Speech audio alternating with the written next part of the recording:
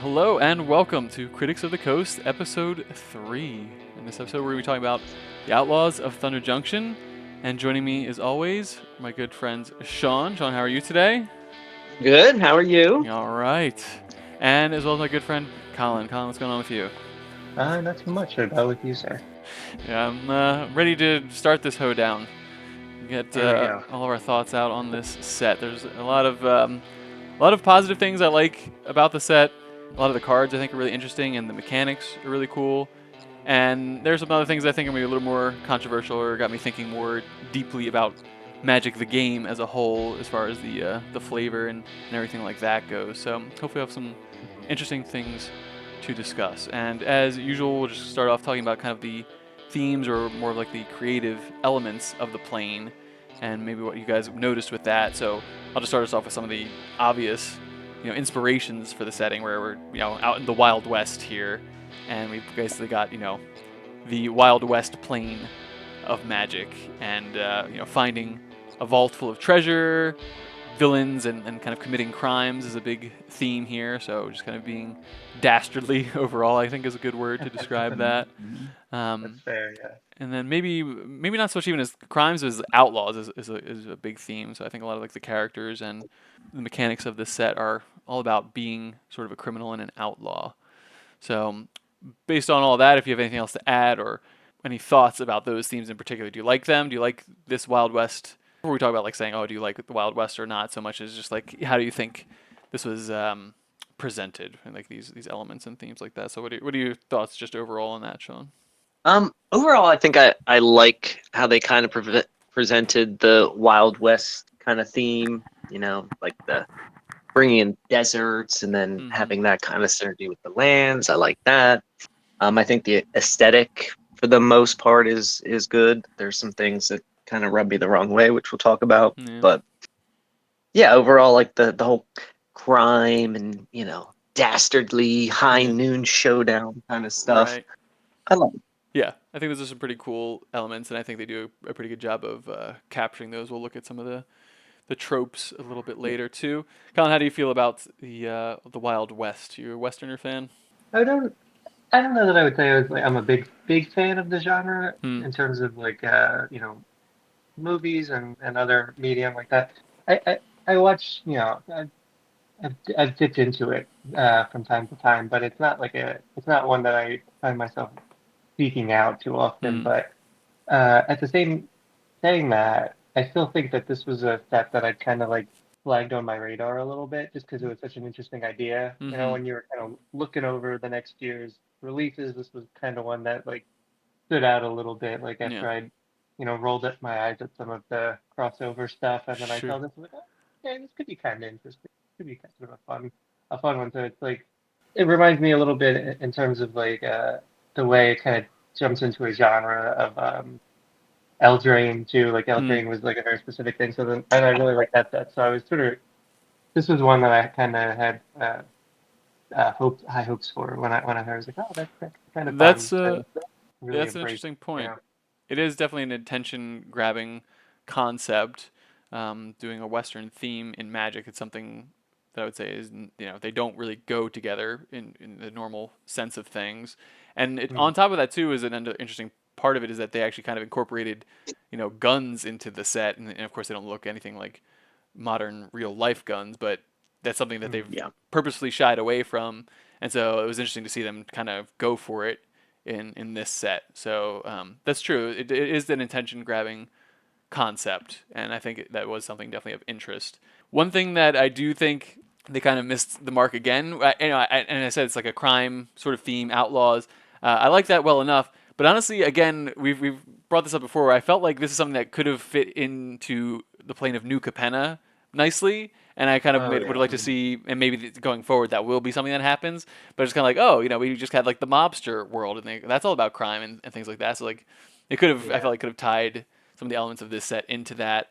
Obviously, you miss out on the Wild West aspect of it, but just gonna pour another one out for New Capenna here. That's twice, two sets that we've talked about. It's kind of like, well, they probably could have fit there pretty nicely.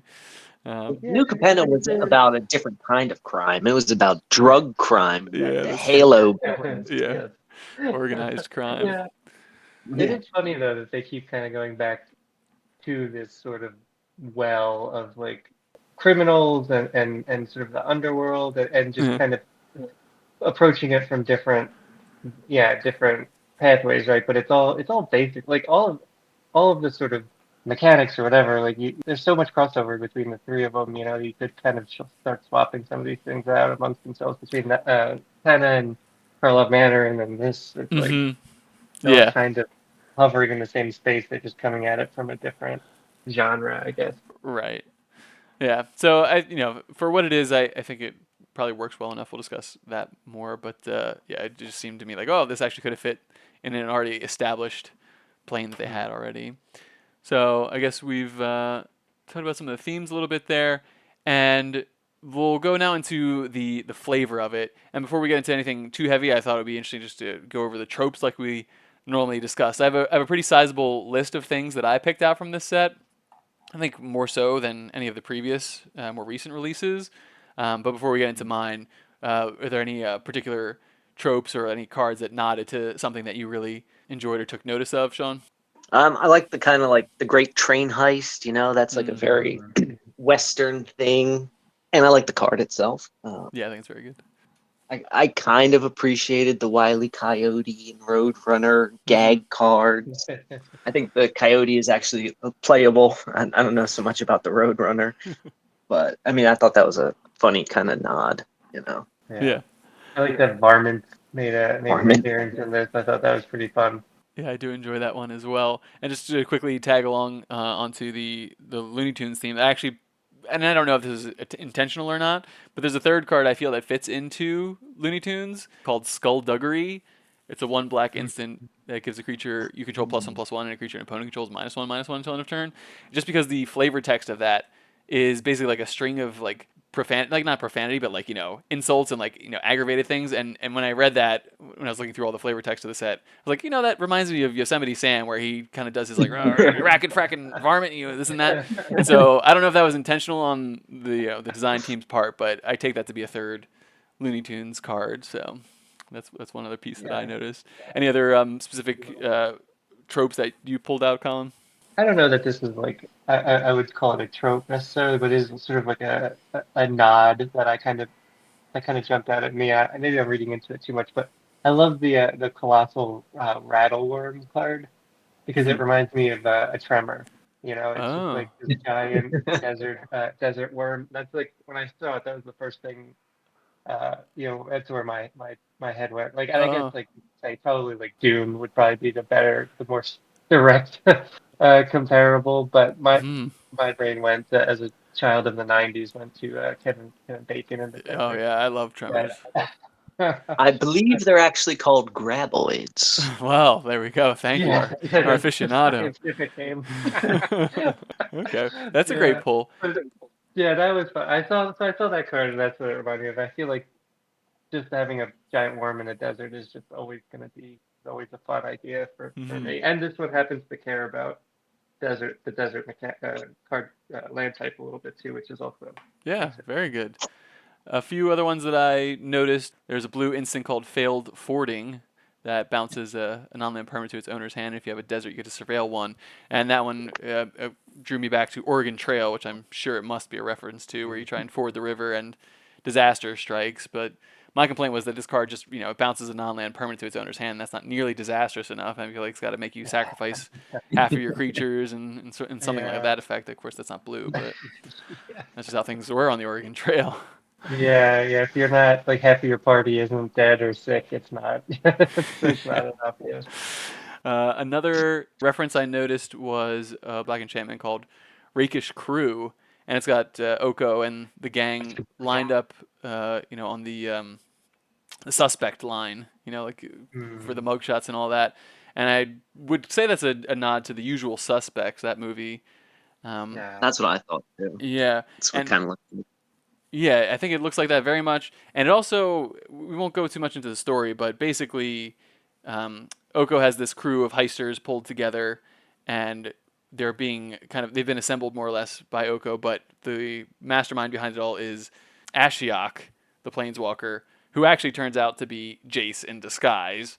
And so that made me think of actually another reference in The Usual Suspects, because in that movie, character appears to be something that he's actually not. He's actually someone else in disguise. And so I feel like that was a big another tie-in to The Usual Suspects with what Jace was doing in this story. So I didn't even think about that. That's a good point. yeah. Yeah, so I thought that was pretty I cool like as that. well. Yeah. There's also a Black Instant called Shoot the Sheriff, and the flavor text says, "Now where is that deputy?" So we got a Bob Marley reference in here. That's got to be Very nice, a very magic nice. first, referencing Bob Marley.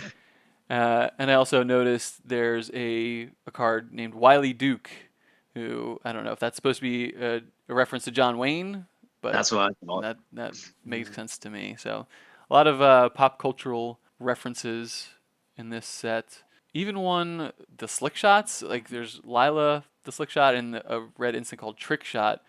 And the slick shots seem to like kind of, I don't know what they don't seem to have like a weapon. They kind of have like some kind of missile that's kind of flying around and piercing people. And it totally reminded me of Guardians of the Galaxy and Yondu, if anyone is familiar with that character. But that's exactly what that looks like to me as well. So lots of pop culture references that I was able to pull out. The Guardians of the Galaxy reference is funny too, because just when you brought up Rakish Crew, I was looking at the Oh, art on that, and Guardians of the Galaxy did also borrow. I mean, that's they true. borrowed it from Usual Suspects, but Yeah, they having did the a line. lineup is like, and you even have like the Tiny Bones disparity where he's significantly smaller than the other ones, and then I Mm-hmm. forget the name. I think Rocket the guy. Raccoon. Yeah. Yeah, So he's kind of like everyone's sort of just there, and then he's kind of yeah. camera down to show him. Wow, we've But got yeah, multiple layers of reference in the I set. That's know. pretty good. Yeah, they're referencing the things that have already been referenced. The Well, honestly, yeah. inspiration and the referencing. Not to Yeah. get too deep into that just yet, but I feel like that's kind of what Magic is becoming as a whole. So Sean mentioned that he wasn't maybe a huge fan of the Roadrunner and Wild Coyote references. Any other tropes or references that fell flat for you, Colin? It's again, I don't know if it's like a trope necessarily, but like the Tiny Bones pickpocket card, I really Mm-hmm. like that one. That's one that stood out for me in terms of like the look of it. Just I love the sort of skeleton in the Old West type of Mm-hmm. look. So I think that's a pretty iconic. I'm trying to think of like an example from pop culture, but I just feel like that those two sort of things go so well together. And so like that card, I think is like kind of a fun one just because it's bringing that sort of like spooky element, like the Old West, Mm-hmm. like that, like magical element to it as well, which I think is fun. Okay. Yeah.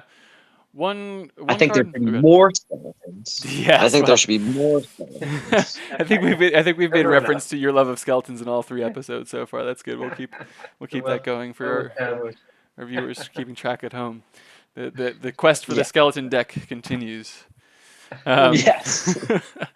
the one reference that I really thought was out of place here, I didn't really understand. There's a green instant called Smuggler's Surprise, and the art on that card has a Trojan horse on it, and I don't really. Oh yeah. I mean, I guess you ride horses in the West, but it's just kind of like, well, why the Trojan horse of all things? I don't know. That one just struck me as a little odd, but Yeah. Yeah, beyond that kind that, of falls flat, especially since there's already like a crow and horse magic that's true. card that Yeah.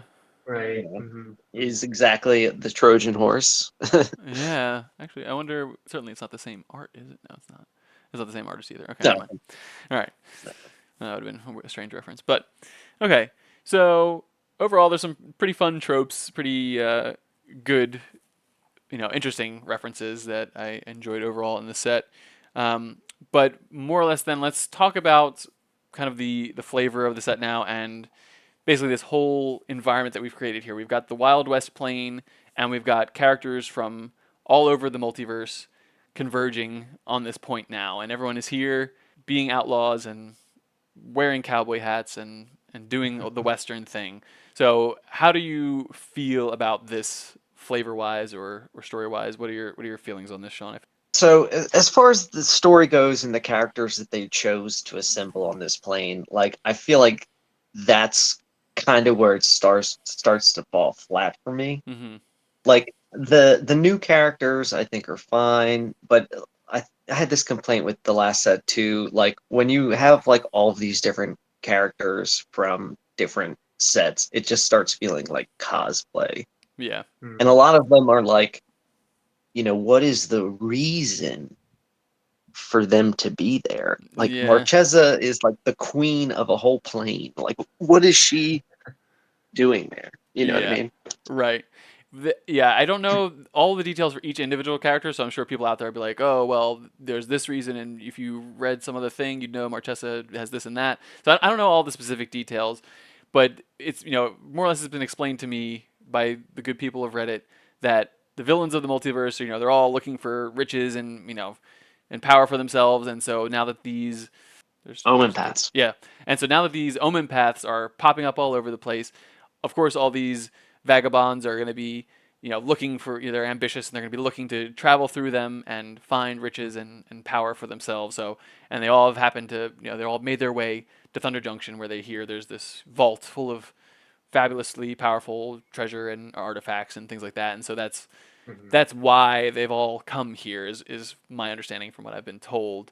And maybe that makes sense, but yeah, I agree with you. The sticking point to me is these characters that they've chosen. Not all of them feel quite right to me. Colin, do you have any thoughts on that?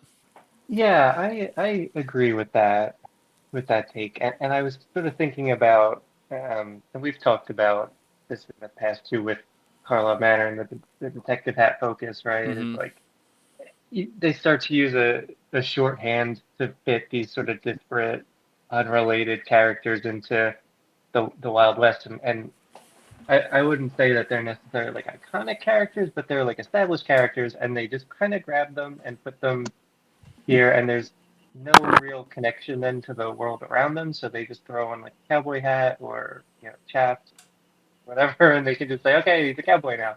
But Yeah. it is like it does look kind of silly, and it does, I think, it's just, for me, it raises the question of like, and I think this is kind of what you guys are getting at too, is like, just have characters just in this world, instead of maybe necessarily trying to shoehorn in these sort of unrelated characters into a Guardians of the Galaxy or whatever Mm-hmm. lineup, instead of doing that, just establish a new world and have new characters in it. And I think it would be, I think they need to have to keep name dropping some of these other characters. Like maybe they can come to it eventually, but just establish it as its own thing. I think that would be fine too with that, and it would cut down some of that weird like jarring, beat you over the head with the point of like everybody's got a cowboy hat or everybody's got a Mm-hmm. distinguishing whatever because there's a tumbleweed in the background or something, just so you Yeah. don't forget which set this is.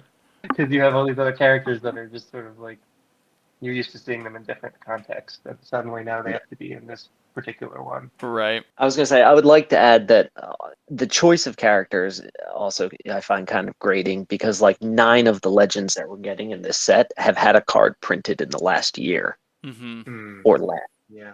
Like Malcolm and Breeches were both in Ixalan. Rakdos and Lazav were both in Karlov Manor. Yeah. Gitrog, Satoro, and Fibblethip were all in March of the Machines. Yeah. Kellen has been in the past Yeah. 3 sets before this, and then Ariette was also in Wilds of Eldraine. Yeah. I can Those tell are you. just the ones I noticed. Yeah. Like there could be more.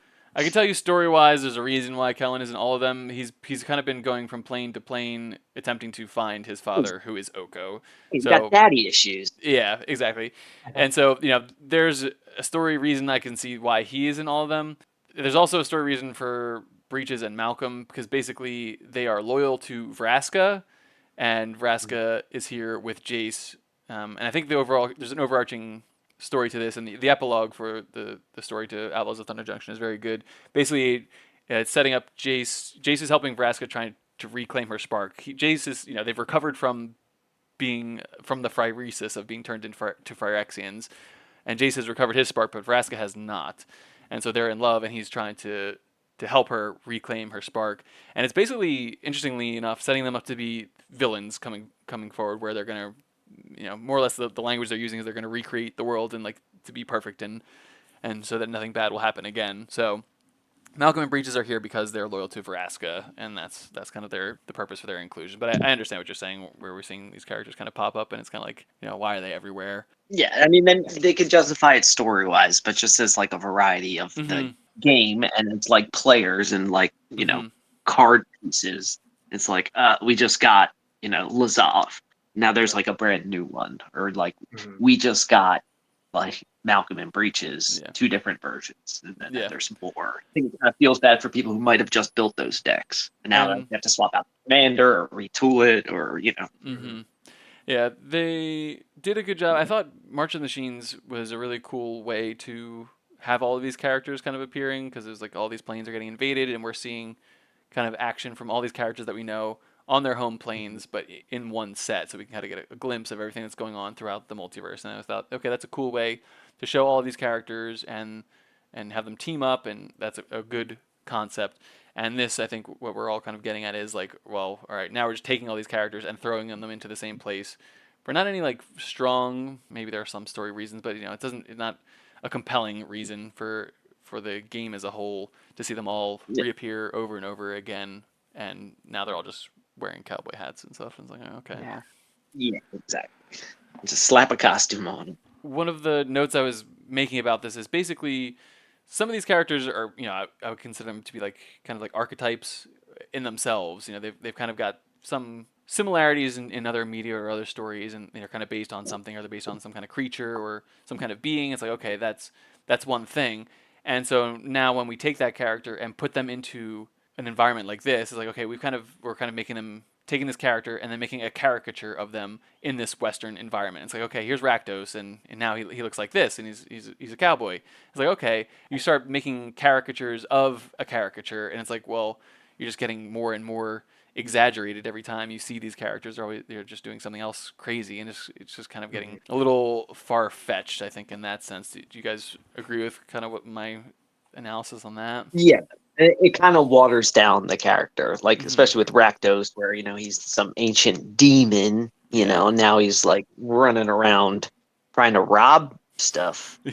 and like is wearing a Okay. bandolero, and you're like, Yeah. does he need to be doing that? Right. Like, Yeah. he's an ancient demon. He was one of them that really stood out to me. As I think his card is excellent, but yeah, again, like in this setting, he's, as you're saying, he's this ancient demon. He's like some lord of chaos. He runs a whole guild on the plane of Ravnica. And actually, in Murders of Karlov Manor in the story, he's like asleep, like he's slumbering. And it's like, okay, he's doing Snoozing. something. Yeah, and then like, oh, now here he's actually out as part of this robbery crew, and he's like the dumb muscle of the crew who's just looking to get in some fist fights with people. It's like, well, wait a second, what? Should I fear this Yeah. Yeah, this guy? Is he a powerful leader, or is he just some beefy meathead? Like, it's Right. dissonant. They turned him into Groot is basically what he is now. Yeah, yeah. Guardian of the Galaxy lineup. Yeah, he's just gonna say, like, I think what you guys were saying too. I think from March of the Machine, bringing them together, it was like special, right? It had that like Hmm. special, like that's what kind of made that set stand out. And then the more we see of this, not only the more we see of like the team ups, but the more you see of the characters, it does make them feel less special. So like when you're saying they're going to these wells over and over and over again, you Mm. start to get it doesn't really register as much as like, oh wow, Yeah. like yeah, this I haven't seen this in a while, or oh, this is cool. You're just sort of seeing the landscape faces. Yeah, it's not. There's not an event going on that's pulling all these characters together. It's just like, Yeah. well, we're designing a new set, and wouldn't it be fun to have these elements in it? Um, Yeah. and I think it's the Magic maybe had this problem to some extent, but it was kind of isolated to planeswalkers because it was like, okay, you've got these yeah, characters that can travel from place to place, and they go to whatever world, whatever plane they want to. So every set for a while there, we were following the characters of the Gatewatch, and it was just like every set was okay. The Gatewatch go to the ancient Egypt plane, and now the Gatewatch go to the next plane. And so I think there was some fatigue when that was going on, but I would say the difference with that was like we're following specific characters traveling from place to place and not just assuming, the garb and the customs or whatever. They don't go to Amonkhet and all magically they're wearing, pharaoh hats or something like that. And it's not like, okay, they go there, they are who they are, they learn about the culture and the environment. Maybe they learn, a couple lessons from that, and then they move on to the next thing, and they are who they are, and then, it's just not inserting them into each new environment and transforming them to fit into that environment, if that makes sense. yeah. Hmm. So Overall, I feel like the design process for the set is just kind of what's wrong anymore. And I think we talked about this again with Murders of Karlov Manor, where it should be something like, what would happen if villains from across the multiverse found their way onto this desert planet and they're all vying for the same treasure? You know, like what would that look like, and how would they go about that? It's more like, well, it's a Western planet and we want all this. Here's a list of tropes and themes that we want.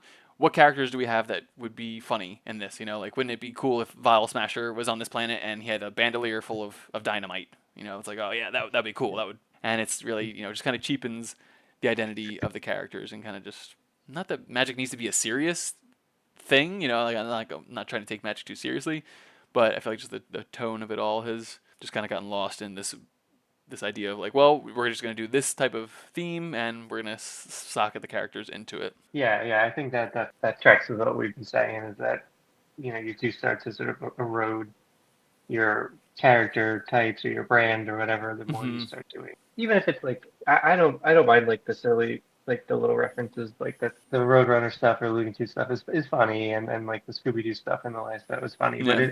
it does like when you're doing that constantly, yeah, it does start to in conjunction with all the other stuff too that it does make it a little silly. But I think you could get away with that more like sly nods to pop culture stuff. I think that, or even like the Tremor, Graboid, stuff like that is fine. That's fun. Like that's it's subtle. But like when it's also in a set where everybody's got distinguishing costumes and such too, all of it just adds up to be like. I think that's where you start to get to the point what you were making, where it starts to cheapen it. Yeah, and just remember, because you brought up the Scooby Doo thing again, like there's a lot of cartoonish stuff happening because we have Scooby Doo then we've got Looney Tunes now, and maybe that's like really really what the heart of the problem is, because it's like, I love Looney Tunes and Bugs Bunny, like amazing classic stuff, but with Bugs Bunny it's just like, one episode Bugs Bunny's in the forest, and next one he's at an opera, and then he's in a haunted house, or like in the Civil War or something. It's just like one crazy wacky situation after another, and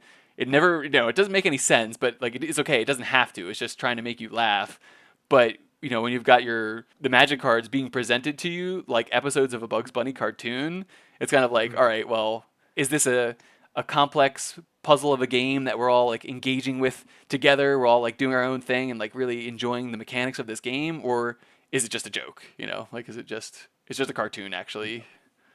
I mean, maybe this is all like a course correction after like kind of coming off one of the larger, more serious story arcs of like, March of the Machines. Like Yeah. maybe it's just kind of like, some throwaway kind of like whimsy sets, before Yeah. like whatever next big ad might be introduced, or, Some comic just relief. something that's like, yeah, or like just not like as kind of serious in tone or story Some palate oriented. cleansing. Well, yeah, I guess as I Yeah. mentioned with the Jason Vraska, I think it is alluding to something, going to a darker place. So maybe you're right about that. I mean, past couple sets have kind of been like, whatever in tone, but Yeah.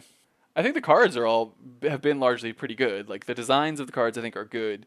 It just oh yeah, they feel goofy. yeah, but if the cards are good, I can kind of like whatever Right. overlook it. It's once like the art and the tone gets kind of too dumbed down or Yeah. childish. Yeah. The art, Take the issue with tone, the the loot. product placement. Yeah, like I take issue with the loot. I'm not a big fan of that design. Yeah. Yeah. The fact that it's the key to everything, it's like Yeah. that doesn't bode well.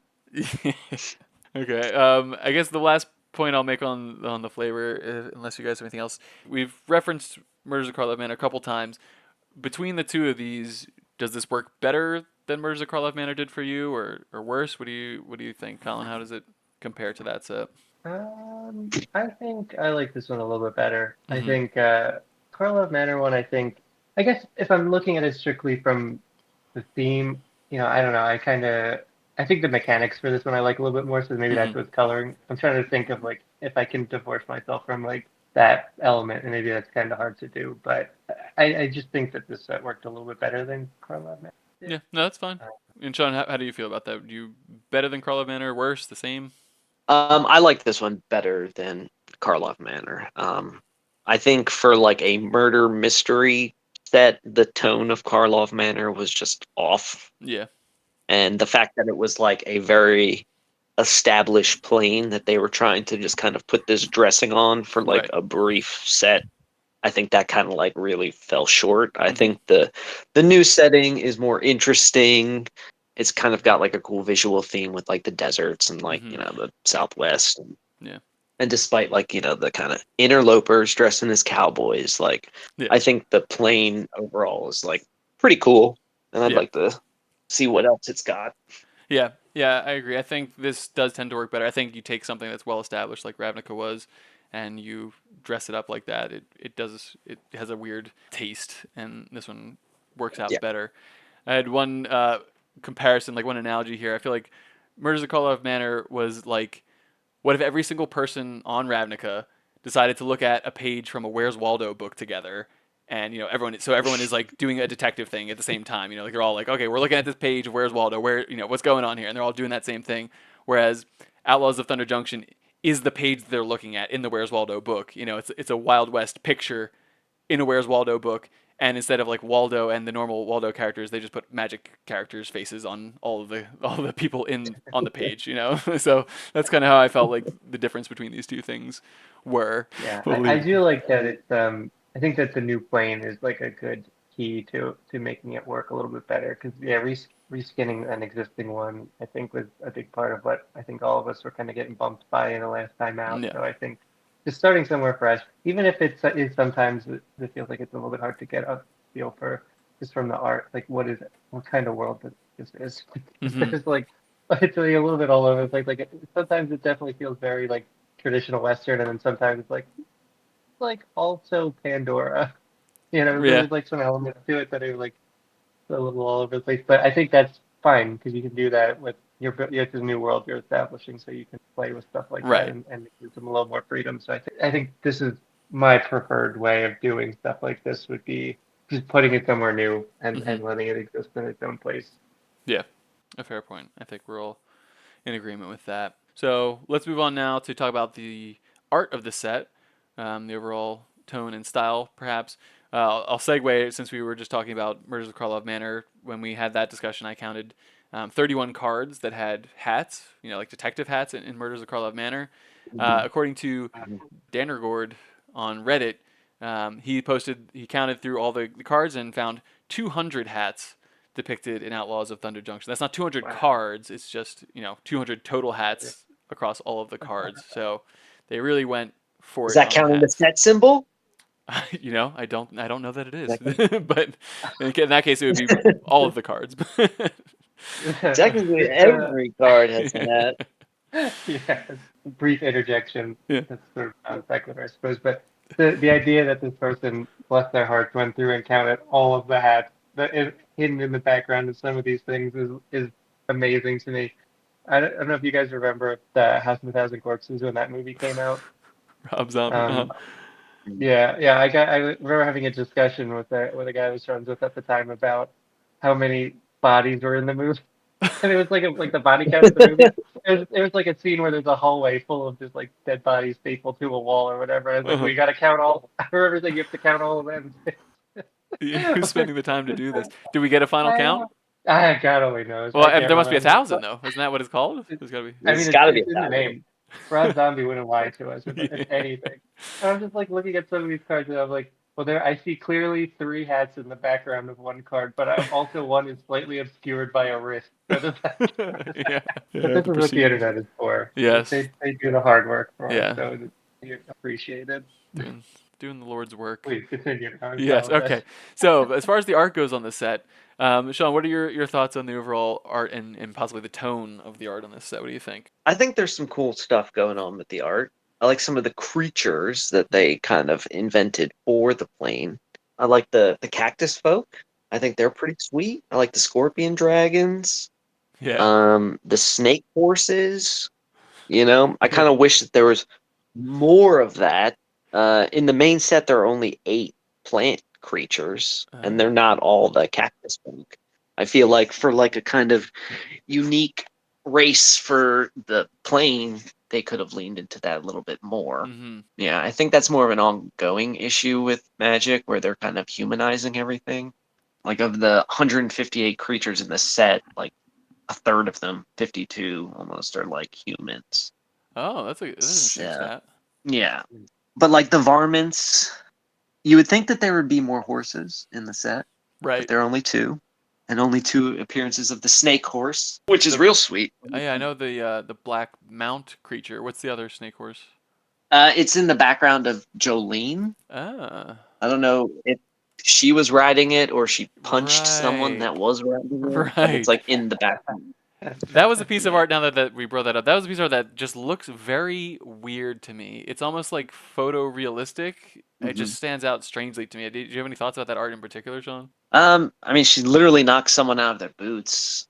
I don't think you see the person that she punched. She's doing like a No. Hadouken uppercut. Yeah. I think you just, I just think you just see like I don't know motion lines and a pair of boots like right in front of her. Yeah, it's just like the snake. I'm looking at it now. The snake to me just looks like photorealistic, like not even like a real snake, or even just like one of those like rubber toy snakes, something like that.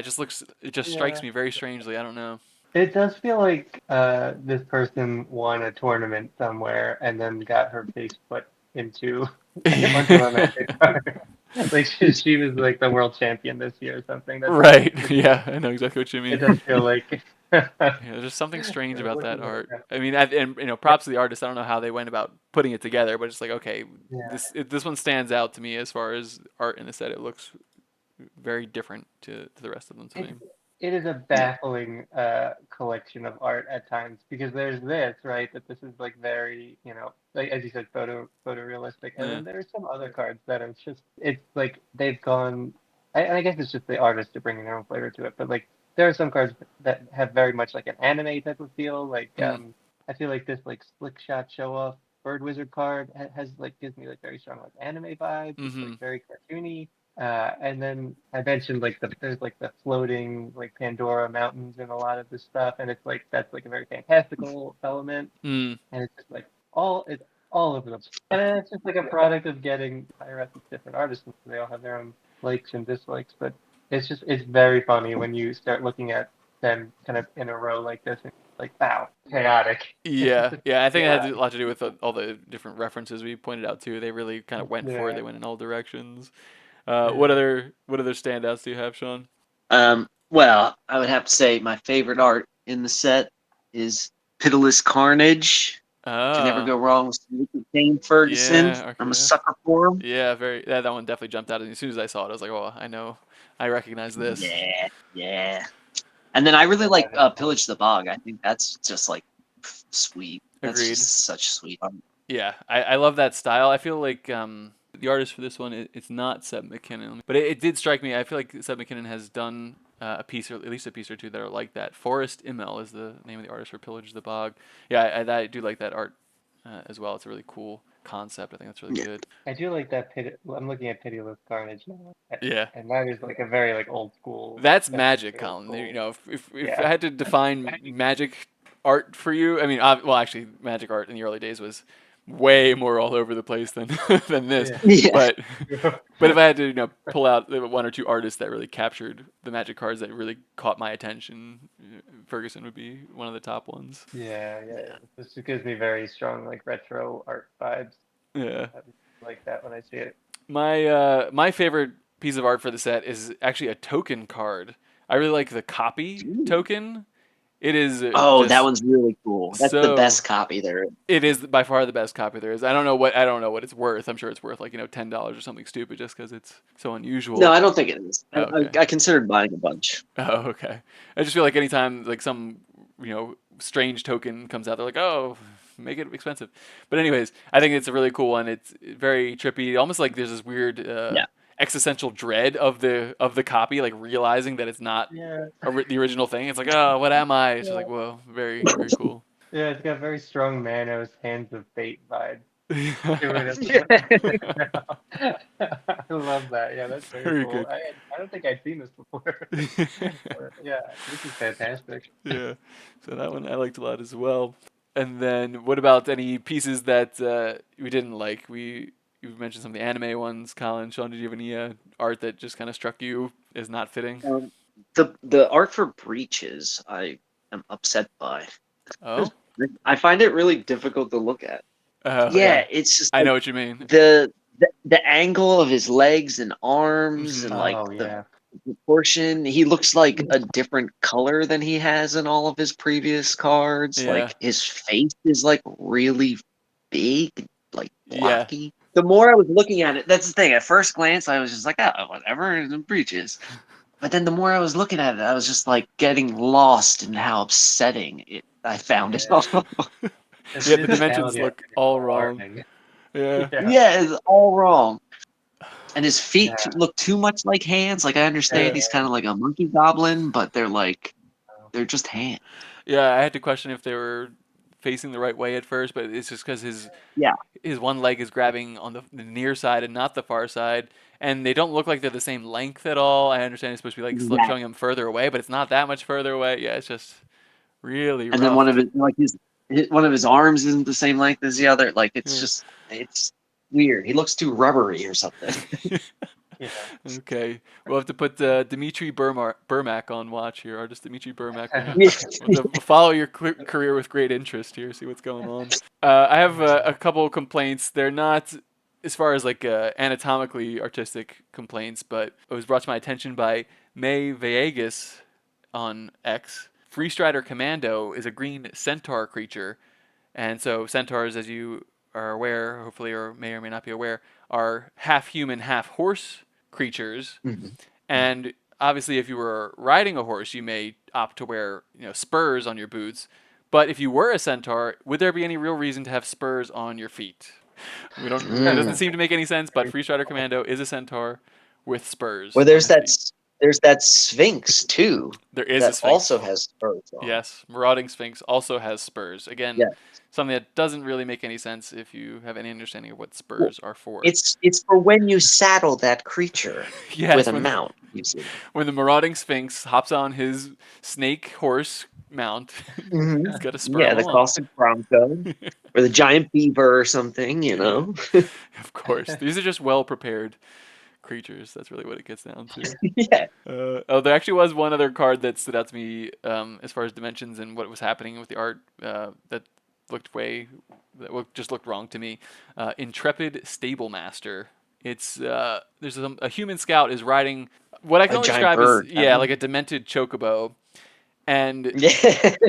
you know, so like that is fine enough. You just look at the guy riding the bird. It's like okay, whatever. But when you look to the left and the right, it's like the terrain is like caving in, like rising up on both sides. And then you look in the middle of the card, and it's kind of like sloping down inwards. And then it's just kind of like, all right, he's got where the way his legs are positioned. It's also like, well, what is happening? What is we've got some weird like lens viewing this creature. It just the terrain and everything around it looks a little wrong to me. Not nearly as bad as Breeches, but that one stood out to me as well. Breeches, you gotta like really investigate it. If you could But just Yeah. I also had an adverse reaction seeing that card for the first time. The Stable Master. I yeah. was like, something's just not right here. Yeah. Yeah, I think it's Yeah. the environment that the creature's in, and its legs in particular, I guess. I think also because it seems to harken back to one of the most annoying characters from the Star Wars prequel, that like chicken thing that Obi-Wan Oh. rides in episode 3. Wow, okay, that's that's a good reference. I like that. Well, I was working in the movie theater, I think, at the time, and it was you just heard that thing all the time, tear through the walls, Oh yeah. making Wow, noise. yeah, this is some deep-seated trauma Yeah, back to your days at the AMC. I can't stop looking at it. And I don't know if you guys have been watching the episodes, but basically anytime we reference something, I'm trying to pull images of that up on the screen. So this is great. Thank you. Thanks for pulling out all sorts of other things for me to reference Yeah, here. a lot of Googling will need to happen. Yeah. What about flavor text? Any flavor text that you enjoyed, Colin? Anything that stood out to you? No, nothing jumped out at me. I admit I don't often. That's one thing that kind of I'll overlook. But I like what you called out earlier with the Yosemite Sam cursing. Yeah. That's very funny. Yeah, that's a good pick. Sean, how about you? Any flavor text that tickled your fancy? None that stuck out to me. You know, lately there are enough words on the card that I just have a hard time committing them to memory, Truth. let alone the flavor text. So I've been grazing over it more and more lately. Yeah. Well, for the sake of our audience, I've gone through all of them and selected one that I like from Baron Bertram Greywater. And so he's this vampire noble, and his text says, "Of course the law's on my side. I wrote it." I said, "Oh, well, that's clever. That's a good way to deal with things." One piece of text that I did not like, it's called Deep Muck. Deep Muck Desperado, the Homerid mercenary. The flavor on this one says, "Heard you've been horning in on my turf. How about I introduce you to some surf?" I said, "Well, that's really really belaboring to get this Brutal. the surf and turf joke on this one, but Yeah, Oh my yeah. god. yeah. So there's flavor text. I know, and actually there is one other important topic to discuss with art. This I made my complaints known on the internet on Reddit that I was not a fan of all the different kind of like sets within the set here because we have Outlaws of Thunder Junction.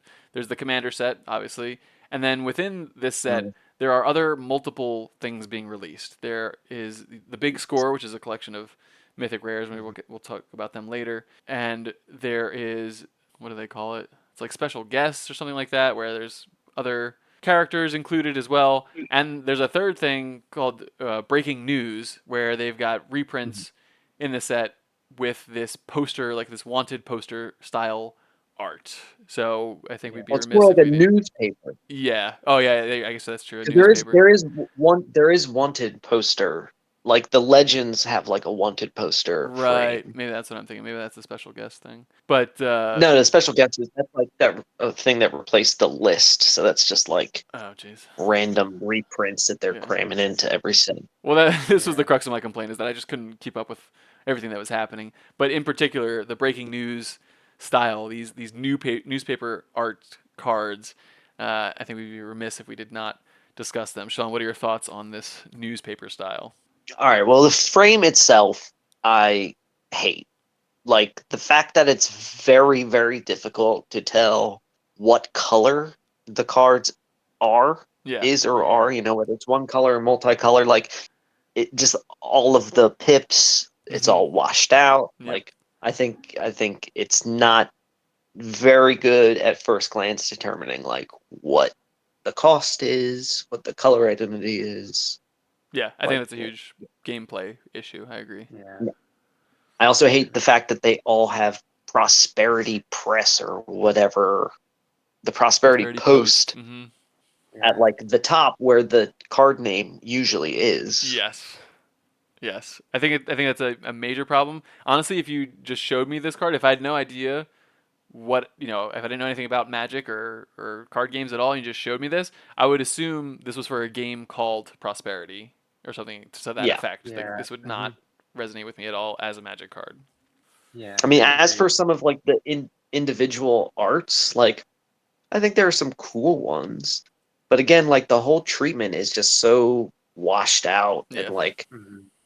like very, I don't know if I call it faded or like low saturated color. Hmm. Like Yeah. There's not much variety within them, and I pulled up a collection of three of them, and I'll probably post this onto Twitter, onto X, and just if I feel like if you like kind of hid the text of the card, like if you didn't know what the card did, and you just looked at them, like you wouldn't be able to tell this artifact card from this white card from that black card. Like you wouldn't be able to tell what that card was just by looking at it, what color identity it yeah, had, or what it actually was. Yeah. So like you really rely a lot on the text of the card to tell you what is actually happening. And within the rest of Magic, you can just look at the frame of a card and know a whole lot about it. And this treatment totally strips that away and makes it very difficult to tell.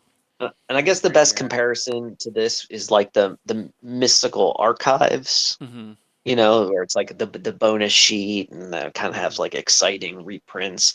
I mean, I feel like that was more successful. As crazy as like that style was, Yeah. I like that better than this. And I like a lot of the reprints in this bonus sheet. Like there are some good cards, Yeah. and hopefully it drives the price down. But then it's also like, You but then gotta I play gotta with look at this. it. Yeah. You gotta play with this thing. Right. Yeah. Yeah. Yeah. All right, and that's where we're going to wrap up our discussion for this first part of the episode. In the next half of the episode, we'll go over all of the mechanics of the set and talk about some of the aspects that we're excited about and maybe not so interested in incorporating into some decks of our own. I want to thank you so much for watching, and I want to thank my friends Sean and Colin for spending the time to have this discussion today. If you are not already, we'd love for you to like and subscribe to the channel. And you can follow me on X at unsolicitedmtg for more nonsense and other updates regarding other videos and things that will be coming out. I guess before we go in this episode, do you guys have anything that you wanted to plug or any shout-outs that you had? No. I have nothing to plug. I am going to put this into the internet ether, so I follow through. Ooh. I have undertaken a very important quest recently, and that is that I am going to finish watching the Hannibal TV series from something like 2015. So I have committed to. This is now my third go through. Wow. I haven't made it to the end. It's only 3 seasons, and I am committed to seeing it through to the end this time. Okay. Something has always happened, and I don't know what. But something has happened to me in season 2 where I fall out of it every time I've tried to watch it. It's beginning season 2 now, so I'm ready. I'm preparing myself for some sort of upheaval. But Okay. yeah, I need the internet to hold me. Yes, our accountable viewers for will this. hold you accountable. Good. Yes, we'll have to check in on that. I'll make a note for the itinerary to raise that point with you. I have one shout out I'd like to give to our mutual good friend JT. He's got his own YouTube channel. It's a fantasy fishing channel that I think you all should check out. It's called Keystone Crew Outdoors. I was not aware of the fantasy fishing subculture, but if you were looking to get into that, check in with JT over at Keystone Crew Outdoors. He will get you set up and get you racking up those fantasy points.